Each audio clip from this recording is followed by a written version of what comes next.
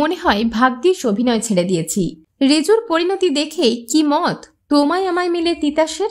অভিনেত্রী তিতাস অভিনেতা রিজু বিশ্বাসের সঙ্গে তোমায় আমায় মিলে ধারাবাহিকে অভিনয় করেছেন।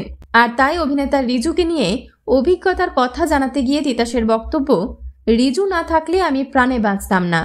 রিজু তখন তোমায় আমায় মিলে নায়ক, তিতাস ধারাবাহিকের নায়কের বৌদি। অভিনেত্রীর কথায়, একবার শুটিং করতে করতে প্রচন্ড অ্যালার্জি, ওষুধ খেয়ে আমি বেহুশ। পরিচালকের বক্তব্য, সুস্থ হয়ে তিতাস অভিনয় করবেন। সেই সময় রিজু তার পর্দার বৌদিকে সমর্থন জানিয়েছিলেন। কড়া জবাব দিয়ে ধারাবাহিকের পরিচালককে তিনি জানিয়েছিলেন, তিতাসকে বাড়ি পাঠানোর ব্যবস্থা করুন, ও আজ শুটিং করবে না, বদলে আমি আর রুষা সারা রাত শুটিং করছি। অভিনেতা সেদিন পাশে না থাকলে একটু সুস্থ হলেই শুটিংয়ে যোগ দিতে হতো তিতাসকে।